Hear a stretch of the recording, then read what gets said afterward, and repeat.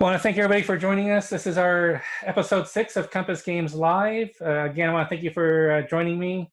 It's Friday, June 8th, and we're going to cover quite a few things today, but I actually want to try to keep the session also rather short today as well. So we're going to cover a few things, and what I'll do is I'll jump right into the schedule to start. So I'm going to go ahead and share my screen for a moment. So let me go ahead and do that and jump over to do that real quickly. So we're going to do that right now. Okay, so we should be seeing my screen right now, and I want to talk a little bit about providing you a update on Compass Games. So we're actually in the process of updating the schedule for today. So what you're seeing right now on screen on the Compass homepage for the schedule, which again has the upcoming releases on the left side and then recent releases on the right side. We're going through an update on that right now. So we're going to talk about a few things right now as far as the release schedule goes. We're going to cover a few games today, and then we'll spend most of our time actually on one of the items that are one of our upcoming titles, and we'll do that last today. So I want to thank, I see Chuck's joined, Alan Rothberg's joined, Richard Savage has joined, and he's licking chicken. So he's having a nice meal, which is great. So you're all relaxed, kick back, you're good to go. So again, check back in by tomorrow morning. As far as how the schedule looks right now, I want to announce a few changes. So as far as the schedule goes, Paper Wars is coming up next week. So just to give you a quick overview of Paper Wars, we're going to go there now. So the next issue, 89, that's going to be covering Burning Mountains 1916. That's the insert game that's going to be in Paper Wars. I've gone through this in a previous webcast. So again, the rules are pretty straightforward. There's only a few pages of rules here, as you can see. And actually, let me go ahead and we're going to switch this to a 2-page view. That's a little better, I think, that way. So the rules, I think there's about 8 pages of rules altogether. It's World War I, 1916. So it's a really good topic. There's also the one chart and table that also comes with the game. The map itself, I've also got the map here. So you'll see it's not a full-size map. It's I'd say it's more, approximates more of like a half map size. So it's very manageable for even a small tabletop. And here you can see we have a few different terrain types. The game track, it's about 14 turns. Look, as you can see, it's a pretty straightforward game as far as playing it. So it should be a good afternoon type of game. Counter art is quite nice as well. I actually like the counters quite a bit. Like the typeface they used on this. This was done by Ilya over in Russia, one of our Russian artists. So he did a great job on the artwork. And just as a reminder for Paper Wars, if you look at the bottom section, the bottom rows, you'll see that we have some bonus counters, and there's also errata counters. So we got additional counters for Brezhnev's War. And we also have some additional counters, or in some cases, some errata counters. So if you've got Guam or Saipan from us, Festung Europa, Lion of Judah, any of those games, the nice thing about Paper Wars is besides giving you a full giving you as comprehensive an update about Compass Games as possible, the nice thing is when we do games in each issue, we do try to get whatever counters we can into the magazine that might help other games that have been published in case you need bonus counters or replacement counters, etc. So that bonus section you can see here, we've got some additional 20, 25 counters spread across about 4 or 5 different games. But again, the game itself, very manageable. You can see here, interesting topic, Austria-Hungarian against Italy, 1916. I hope you will consider subscribing. As far as subscriptions go, per the website, you have 2 choices. You can go to Paper Wars directly just to get the one issue, or our Paper Wars subscriptions. If you navigate to the Paper Wars subscriptions area, we run in blocks of 4 for subscriptions, and our last subscription, if you were a past subscriber, our most recent subscriber, it ended with issue 88. So you would actually have to re-up or renew to get the next issue next week, which will be issue 89, Burning Mountain, and then you'll get the next 4 issues. So I hope you'll consider doing the full subscription.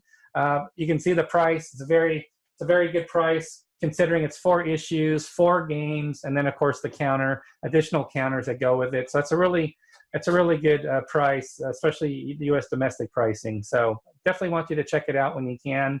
and I really appreciate you considering a paper or subscription. And I think the next game is going to be pretty darn good. This brand new design looks pretty good. So that's a little bit about that's a little bit about issue 89, Burning Mountains. So that's going to be coming end of next week. As far as the schedule change, two things are happening, and we're going to talk about both for a moment. I'll start with Prelude to Rebellion. So Prelude to Rebellion is a game with a mounted map. It's actually been on Kickstarter for Compass Games, and we just received the shipment of all the components. So that means we're locked and loaded to get this out it's going to be in July that we ship the game. So a little more than a month from now, we're going to have Prelude to Rebellion shipping. And again, that's with really nice upgraded components. Got the game map here, which I can show you briefly as well. Definitely worth checking out. Mounted map, nice components, and it's going to ship a little earlier than we expected. So this will be coming sometime probably early mid-July, since we already have pretty much all the components have come in for us to get ready to be able to send out. So please check out Prelude to Rebellion. It's on our release schedule on our homepage. Now, the next thing I'd like to do is I want to get into a little more details as far as our release schedule for one of our June releases, which we're going to now call early July. And that's going to be Forgotten Legions. The reason we're going to push it and call it early July instead of end of June is because I'm just wrapping up the rules. There's actually 2 booklets that come with the game, and that has to do with how Vance did some redesign work and enhanced 2 games. So there's 2 games in the box, Drive in Damascus and Bloody Karen. Those 2 games together, standardized rule set. So because of that, we have basically what we call a standardized set of rules. So I can show you that now. So this is the, as you can see here, it's a little hard to type. We didn't want to make it too obvious. So there's in the middle here, just above the vehicle, it says standard rules for both games. So you've got your standard rules booklet that's for Bloody Karen and Drive in Damascus. And I'll just flip through here to show you because the rule booklet is done. I've completed the layout this week. We're just going through some rules case checking and final proofing in case we missed anything, check for grammar errors. But the main thing is we're going through all the rules case references in the rules. So just to give you an idea of the game, it's actually the standard rules are only about 14, 15 pages, and you can see there's quite a few illustrations. We talk about this designer signature edition on page 2, bottom left. We talk about all the enhancements we made to the game from the original. And that's this section. Let me see if I could show that really quickly. So it's a little tough to navigate here when I zoom in. So maybe it's not going to let me, but I'm going to try to go slow here. So at the bottom section on the left, about this designer signature edition. This is something I like to do with all our designer signature edition games. It's talking about what are the enhancements we made from the original release. So what's the work that we put into it with the designer? And you'll see here we have 2 columns of text, the middle and last column to the right. Those are all enhancements that we spell out that we've made for both games. So we did quite a bit of heavy lifting here, quite a bit of work on both these releases that I'm really excited about. So let's go back and just, again, taking a look at the rules here. We're going to go back to a 2-page view just so we can see it a little better. So we've got full illustrations about how to read the units. We've got some counter silhouettes. By the way, on the icons that I'm showing you here, the icons are optional for use in the game. So on the counter sheet, you can have NATO symbology for both games. Or if you prefer having the more modern contemporary silhouette style icons for the armored vehicles, you can see here on the rule booklet, we have about 8 different types of armored vehicles. And you would basically use those different counters, the ones that have the silhouettes, and not use the ones with the standard NATO markings, the more traditional looking units. So we give you a choice for whatever flavor in terms of presentation that you prefer. So that's another enhancement we made to the game. We have some flexibility. So you can see here at the bottom right, you would either use the unit on the left is the standard NATO symbol for a armored unit, and then on the right for the layer division, again, it shows you, or for the brigade rather, it's showing you the silhouette for the vehicle type. So that's just a small thing we did. Again here, lots of illustrations. We go through all the markers in the game. We've also included markers that don't necessarily get called out in the rules because they're not really necessary, but we thought from a housekeeping perspective, there might be players that decide, I might want to use some allied control markers in certain cases, or when Italian morale goes low for one of the games, we have a marker you can throw on the turn record track just to remind you about that rule, that it's that state for the Italians is now in play. So we actually have some additional markers you don't necessarily have to use, but we thought you might like to have the option to use them just for ease of use for the playability of the game.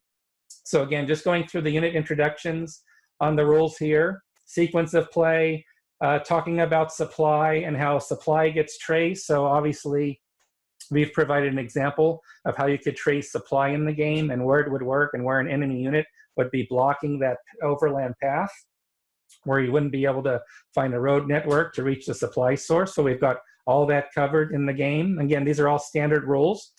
We also have air and naval transport. It depends on the game. In some cases, the allies won't have certain capabilities, and for the Axis player, typically they have to wait till a later game turn, but there is both air and naval transport. There's also ground support for combats using both air and naval assets in the game. So we give you also examples here, as you can see, for ground movement examples. The top example is there's infiltration movement in the game. Certain units can infiltrate and move from one zone of control directly to another. So we give an example of how movement works with zones of control, and then we introduce infiltration rules, which I believe that's actually an optional rule in the game. We have some strategic movement rules. Again, we've got infiltration movements right here. It's not optional. It's right here in the rule booklet. I see that, case 9-2. We've got artillery in the game. We've got the combat system itself. As you can see, not very heavy on rules, pretty straightforward rules. We got special armor bonus in combat in certain cases, how combat losses, retreats are handled. We talk about the air power and sea power in support of also ground attacks. We have naval fire support missions, for example. We've got some special rules. We've got commando raids available in the games, and then we Vance introduced some optional rules around mountain units, combat refusal, and the no retreat option. So again, we're at page 17 now with illustrations, and that's basically it. Then we go through a nice 2-pager. This is a comprehensive example of play. We start with some movement on turn 1. We show 2 different set-piece attacks and how they get fully resolved. And we go through every step of both attacks. We show the retreats, the advances, when artillery fire and have used their support, how you track everything from a housekeeping perspective. We talk about how garrison units can get triggered and released early when an enemy unit moves adjacent to them. So again, we've packed all this into a 2-page comprehensive example of play. And this is a really good example. This is where you have to do a lot of proofing for the rules, because you don't want to make an embarrassing error or errata when it comes to, this is a section where we're really trying to explain the game and sort of hold your hand through it and take you through that process. So that's a little bit about a nice game support, is how to play the game. And then on the back page, back of the rule booklet, back of the standard rules, we have a very much an expanded, comprehensive sequence of play. Don't let it scare you. The reason we added bullet points, it literally goes through every step of combat declaration. So this is not like every turn has like 50 steps to it. Instead, it's really like there's 4 major phases to a turn, 2 player segments as well. And then we spell out how combat works, or how you do transports and special missions. But again, it's a pretty straightforward game, but we want to give you all the steps involved. Now, the last thing I want to say and share with you about Forgotten Legions, again, it's 2 games in 1. So what we decided to do was we split up the second booklet, which is this one. It's called the Play Booklet. What the Play Booklet does, and we've actually got a portion of the map for Damascus on top and a portion of the map for Bloody Karen on the bottom. So what we do is we take you through some special rules for both games, and then a ton of designer notes, historical background, and that's about it. So I'm going to show you this, and it's not a lot of rules. So we're going to go right in, and you can see we start with a simple table of contents. We start with driving Damascus. To be honest here, there's only about 3 pages of rules, and that's it. So the standard rules plus this, and you're good to go. So we just take you through the basics of it, and there's 2 scenarios that are provided in the game. So section 22, there's a 11-turn scenario, and then there's a full campaign, which is scenario 2. And even in the full campaign, There's a few more rules you'll use for that because the Axis player can use air and naval transport in the full campaign, but it doesn't even exist in the first scenario, in the shorter scenario. So if you don't want to deal with those rules at first, you can hold off on the campaign and just do scenario 1. But as you can see here, it's pretty straightforward. The illustrations I actually have here in the rules are taken from the setup display cards. So if I talk about Axis irregular units here, or the Allied Druze group, I'm actually pulling off the displays. There's full color displays. I'm actually pulling off from the displays to explain what's happening with these particular units. So we really try to integrate the rules. So with Drive on Damascus, to finish that up, we've now got a designer section. We've got all the historical abbreviations for the units. We've got suggested reading, about 12, 14 books that Vance von Borry used.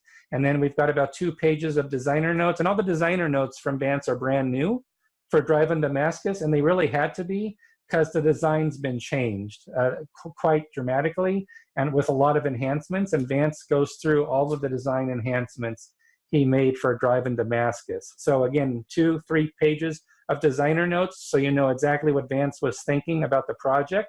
And then on the right side, we move forward with Bloody Karen. And by the way, just a quick note, the page numbering of the booklets, it's continuous. So instead of starting at page 1 all over again, it picked up around page 21.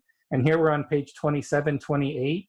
The reason we're doing that is on the back of this rules booklet, we have a comprehensive rule index for all the games. And it's much easier with a rules index if we have just one ordinal set of rules, pages 1 through, I think it ends at 36, 37. So it's much easier with the rules index. But here we have Bloody Karen, and Bloody Karen only has 2 pages of rules. So it's very quick to get into Bloody Karen, and you're done. And then you've got your 2 scenarios. And then we get back into the designer notes for Bloody Karen and also what changes Vance has made. So the layout's not done here yet. I've got a nice little sidebar historical piece Vance von Borry has done on Italy's native Iridian forces.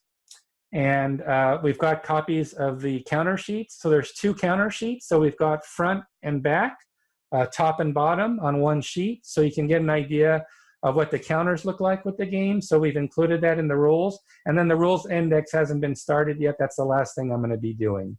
So again, just wanted to give you a comprehensive update on Forgotten Legions. It's going to the printers next week. The maps, the counter's already done, the box is done, the maps are being printed, and what's last now are all the player aid cards, and these 2 booklets are going to the printer. So that's a comprehensive update for you on Forgotten Legions. Again, I do hope you'll consider pre-ordering the game. It's 2 games for $59.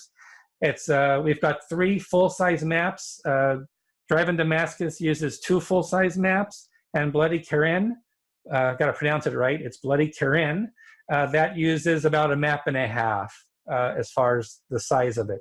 But again, real nice overall package, and I hope you like both booklets that I showed you today, and the booklets will be available online for you to view or to download and print as PDFs as well.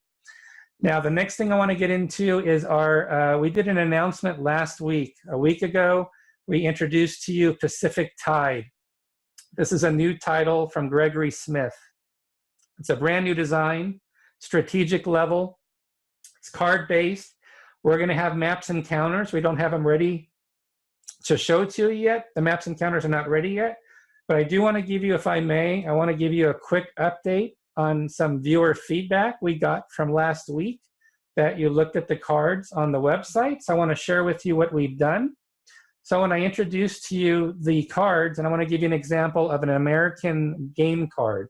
This is an action card the Americans can use. And if you can look at the text on the card, there's quite a bit of text, and this card's a little bit more interesting.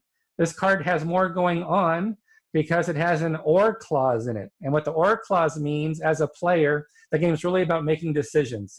The system's easy to play, easy to learn, but in terms of how you make decisions in the game, not so easy. So we got feedback that said, you know, with the or clause here, and then there's also a then clause.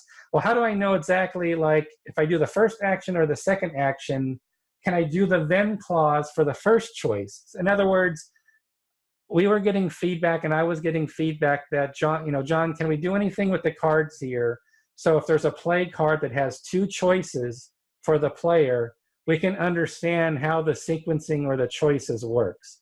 So I want to show you, this is an earlier version of the card. This is now the latest version of the same card. I'm going to switch over. So now what we've done, we've reformatted the text. I hope you can see this okay on also Facebook Live. We've reformatted the text, so you'll see now there's color bars that separate the two choices. So we've put the or clause is now by itself in the middle, and we've got, since it's an American card, you've got sort of the red, white, and blue. We've got the red and blue colors going on.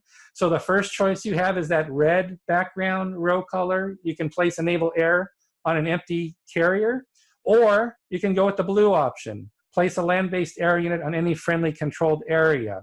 And this card also makes it more clear now, I think, because you see the then clause, then attack one area. I think it's clear now that, okay, I can pick either option, and then I can do an attack one area as well. So this was our attempt. This is one of our latest attempts to help clear up how do you pick actions if you have a choice, and does that then clause apply to both actions? And that's what we tried to clear up with this card. So I hope if you're online looking at this, you're going to give me the thumbs up that this is okay. Ken T is asking me what happened to Consum Press. So I'll answer that really quickly, Ken. So I joined Compass Games full-time, actually, back in July-August timeframe last summer. So all my projects, all future projects that I work on are obviously through Compass Games, and then also helping them doing marketing and various things as well. So I'm really having a great time doing we're doing a lot of exciting things actually at Compass, working various projects like this game right here, Pacific, doing the Pacific game here, Pacific Tide. It's one of my many projects I'm working on right now. We do have some holdover titles from Consum Press, which are on pre-order, and those will be released in the next, they're going to the printer soon. They're obviously on a different schedule, but as far as all future work, it's all obviously, and it's all been with Compass Games. So thanks for your question, Ken, but hopefully the good news is with Compass Games, just to let you know, if you think about it, Consum Press, when I did it, it was Beta Fom in the year 2010, it was The Hunters in 2013, and I think Silent Victory in 2016. So if you do your math, what is that, like it's like one game every 2 to 3 years. Right now, the track record, as far as just the projects I'm working on personally, I'm doing anywhere between 4 to 8 projects per year. So in that same time frame, that if I was still doing Consum Press on the side, I'd be doing maybe one game every 2 to 3 years. But now with Compass and all the projects we have going on, I'm able to do 4 to 8 games per year. So I hope that means you'll give me a thumbs up that you think that's good news, because for me, it's great news. I love working all these game projects.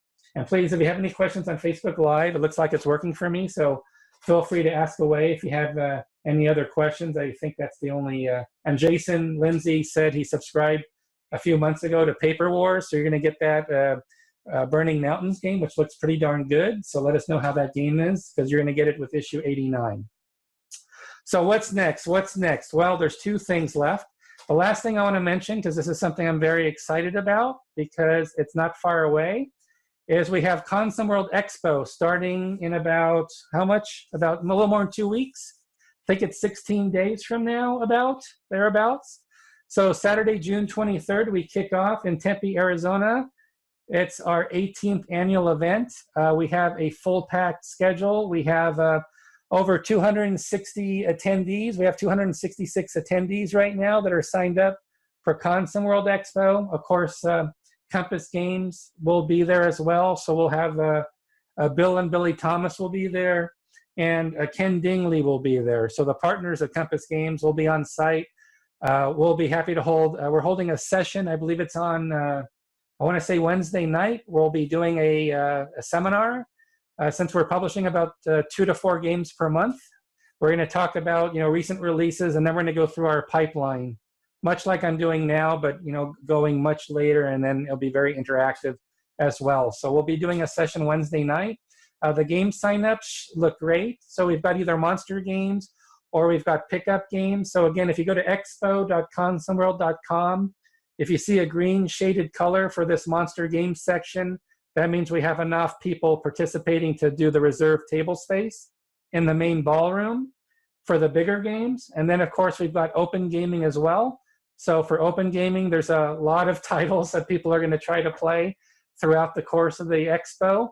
And then we've got our featured sponsored gaming events, which is a lot of playtest sessions. So you'll see a lot of publishers here that are doing special things.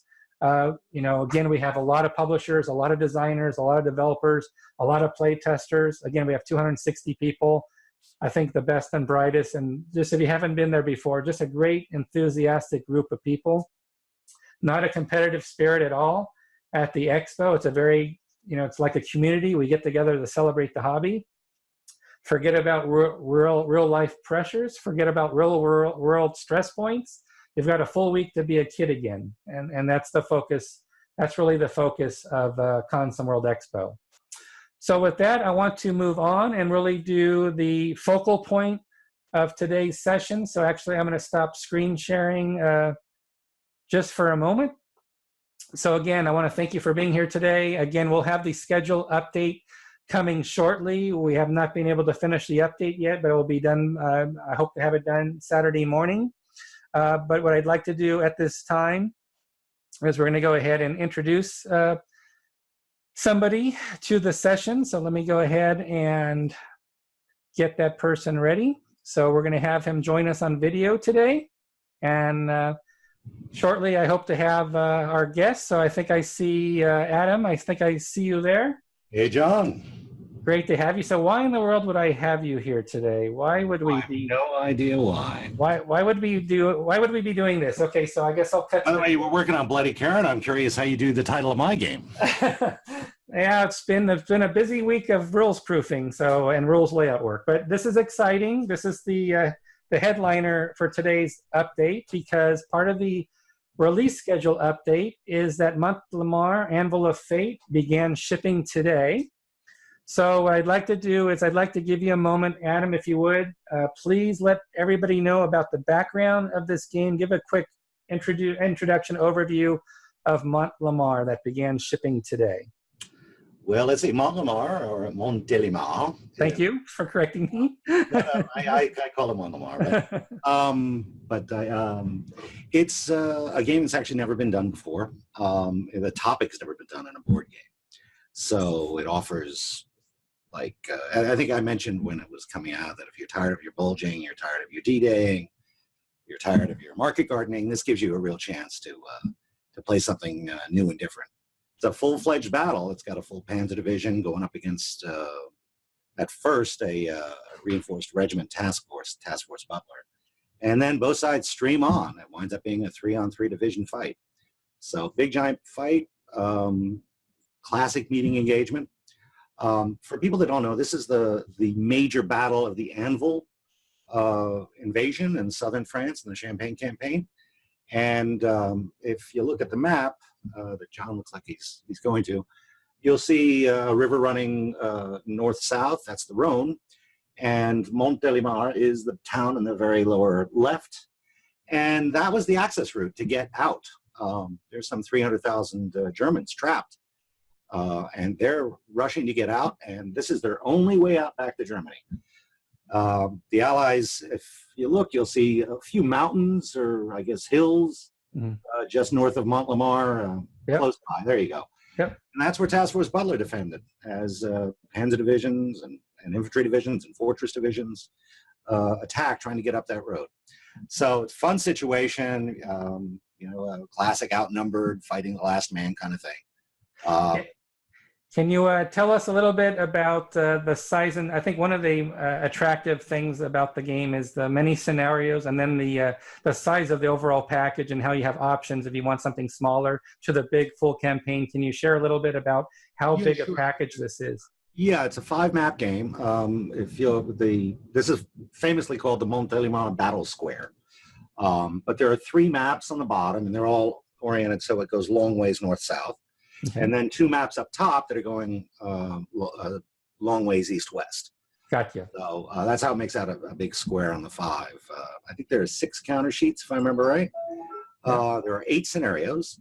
1 is 1 map, 2 or 2 map, I think 2 or 3 map, and then 3 or 5 map. And the last 2 scenarios of the campaign game, you have the option to swap out Task Force Butler with something called CC Soudre, which was a combat command formed from the 1st French Armor Division. Became a very famous unit, just like Butler. So you can try with the French if you wish. Okay. And they're a little bit bigger, a little easier, but tons of fun, real fascinating situation. It was really fun to work on. So Adam, if I have, let's say, for example, I have a pretty small table set up. If I don't fit, let's say, all 5 maps, maybe I can later, or I just want to start with something smaller just to get familiarize myself with the company scale system. What are my options for smaller scenarios? Can you walk us through? You're talking about in Montélimar, right? Yes. Yeah, it's got the first scenario is a 1 mapper. It's also a training scenario, but it's actually a full-fledged game to play out. And that's just a straight 22 by 34. The second scenario is a 2 mapper, and they would be the 2 maps on the bottom left. Okay. So it'd be long ways. And then the third scenario is also 2 map, I believe. And then 4th scenario is 3 maps, the 2 on the bottom and then 1 up north, be 3 that way. And then there's another scenario with 3 all on the bottom. Okay. You've got different configurations. So the main point is there's definitely a lot of options for players to get their feet wet.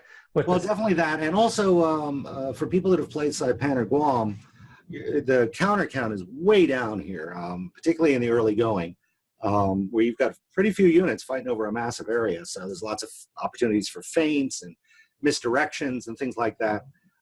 Very different feel from Saipan and Guam, particularly Saipan, which was pretty much banging up against a wall and trying to push through.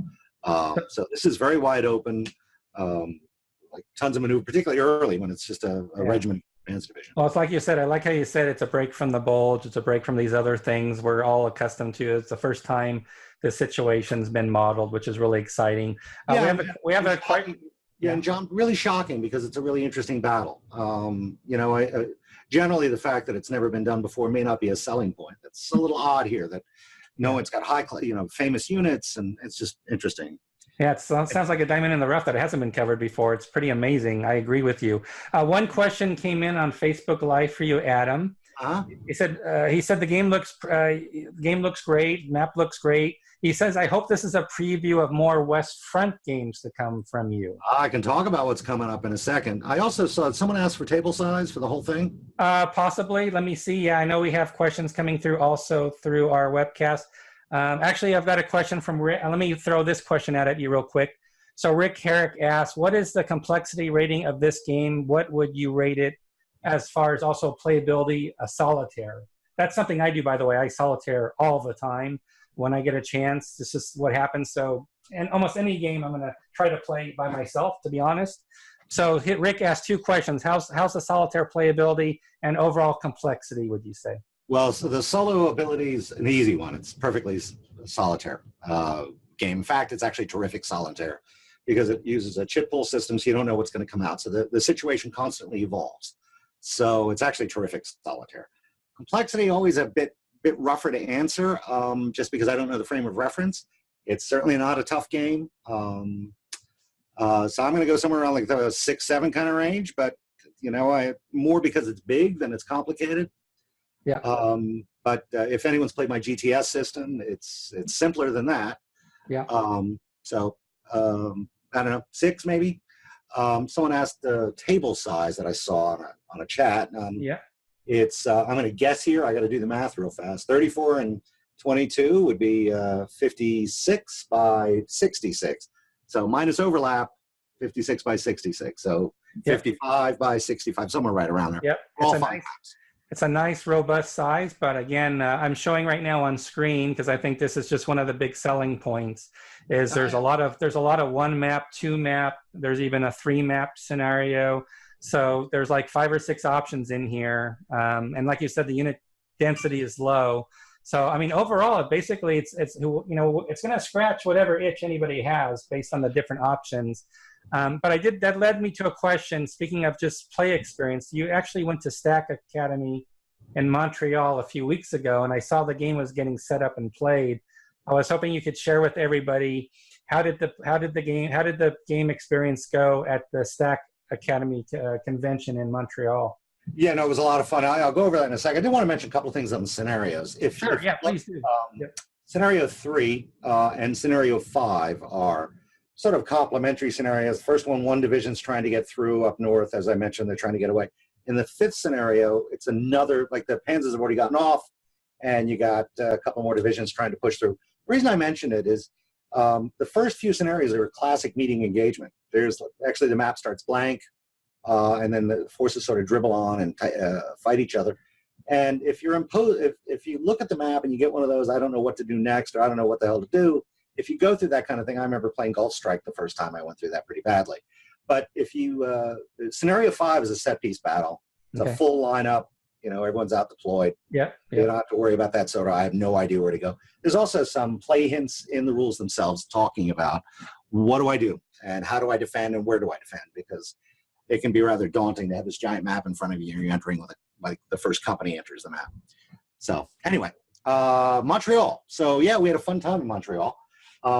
That's a great con, by the way. And I'll put my plug in for CSW, which is the best con out there. Thanks.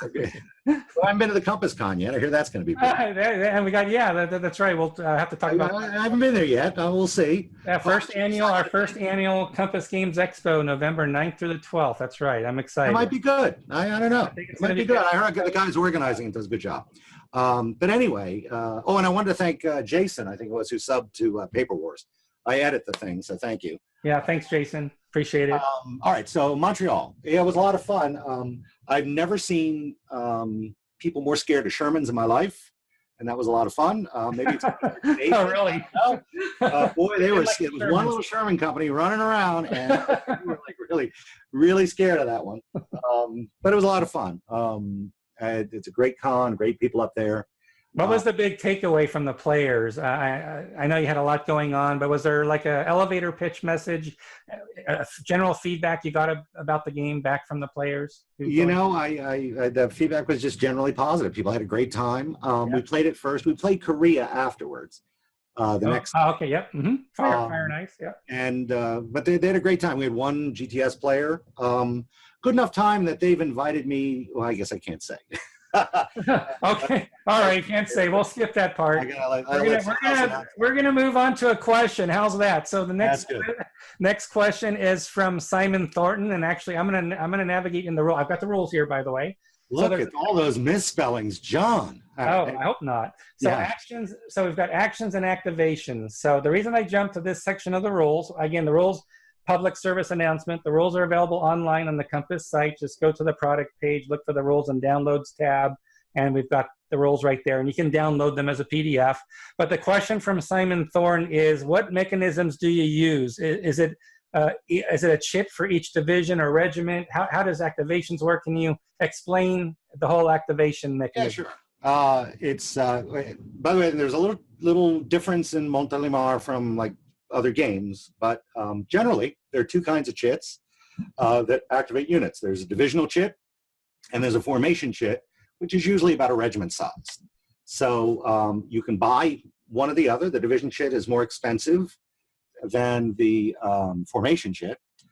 You throw it in a cup, and I mean there are other like chits for wind and air support and stuff like that too, but those are the activation chits. And then you draw, everyone throws all the chits they bought in a cup, and you pick them out, and whoever you pick, they go.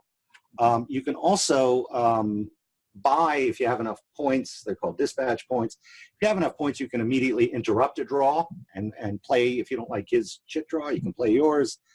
So there, and then you'll move maybe 12 units, something like that, on one of those formations, about 3 times more on a division. Nice. So now there's also a wild card chit called a direct command. This allows you to move anybody, but everybody you move costs a limited currency thing. They're called direct commands. Oh, this is great. No, you'd think I'd know. So I love the rule. I love the layout of the rules. I mean, the system itself just looks like you just want to jump in and play it. hey, there's Audie Murphy. You know. Yeah, no, Ken did a great job. He really made the game look really pretty. He did the rules. All right, got a question from Rick Herrick. He noticed that it says Volume 1 on the cover, which means, you know, his question and what's coming.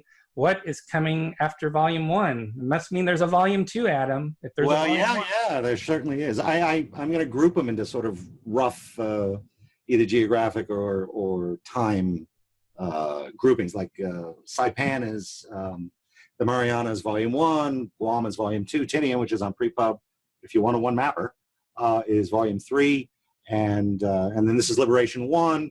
I haven't decided what group, but the Folda Gap, which is 1985, I'm making that after Tinian, and I got to come up with that'll be in a group too. But Liberation, the next one coming is on Dieppe. On Dieppe? Dieppe, 1942. Oh, nice. I didn't know. See, I didn't know that. So that's. I hope you guys like the sound of that Dieppe for Volume 2. That sounds pretty darn good to me. Now we do have a little twist. It's not only can you do Dieppe, but you can also do Roundup. We're going to have it so you actually can really invade. Like, you know, imagining a Russian collapse and an immediate invasion. Do you know yet how big it's going to be in terms of maps, or is it too early to even tell so far right now how many maps it might have in that game? Two maps. Yep. Nice size. Okay, and then if I'm not mistaken, if there's any other in France that I can mention yet. Nope. That's it in France.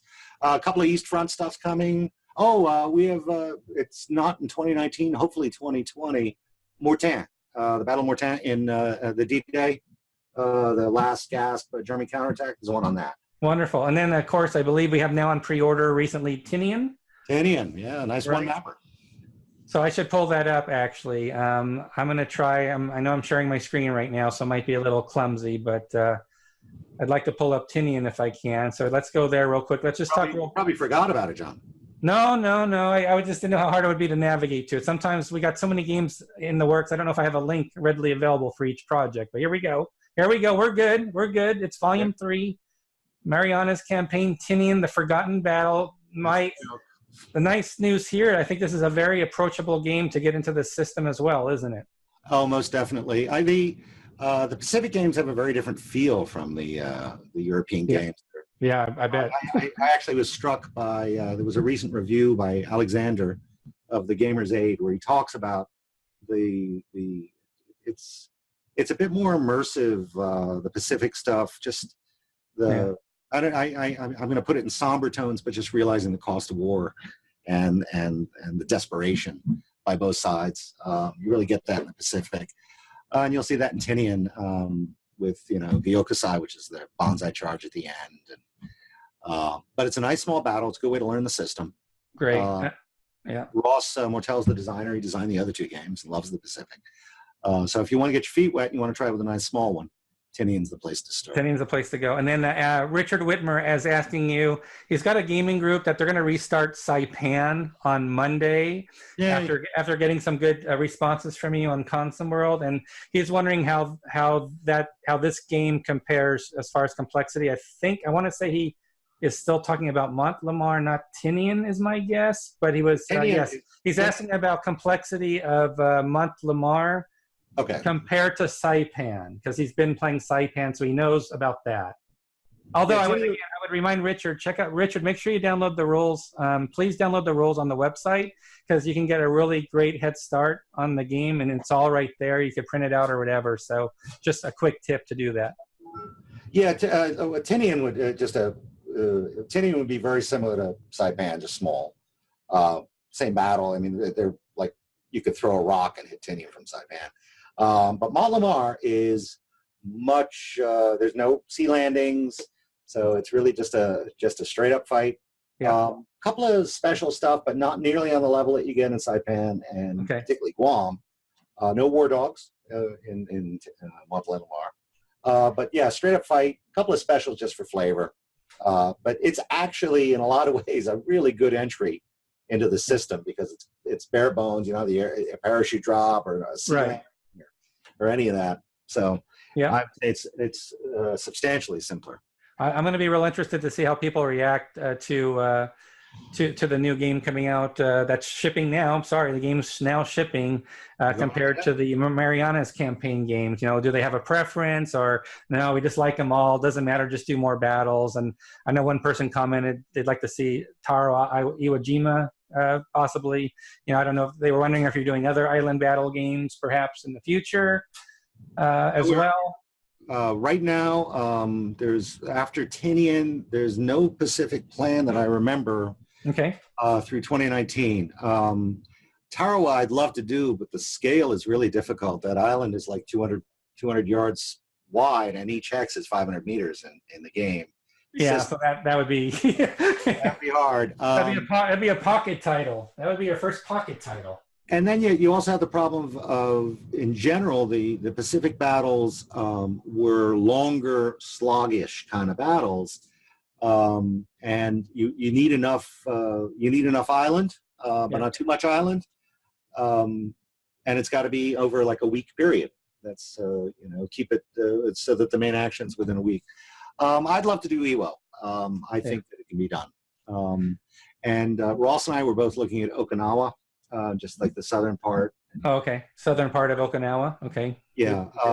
But the big thing we're going to fairly hog wild is the East Front. After I make Fold a Gap, which is 1985, if you like to see sagger wires draped all over your counters. Then after that, I go to Novorossiysk, which is the same battle as Black Sea Black Death. It's perfect for the system. But now you got paradrops, you got sea landings. It's a lot of fun to work on. And there's Moving Along Smartly is a game on Borodino in 1941 as well for the Eastern Front. And Valaki Luki I'd like to do.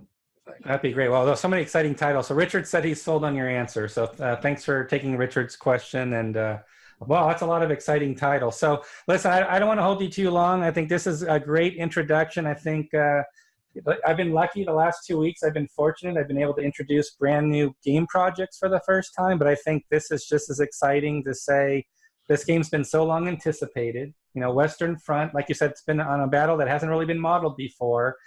I love the fact, I don't know, my favorite game, I think people know this, that I've said it so many times, my favorite game's always been SPI's Operation Typhoon, because it's got 3 maps, but the game system's relatively easy. It's not like a headache to play.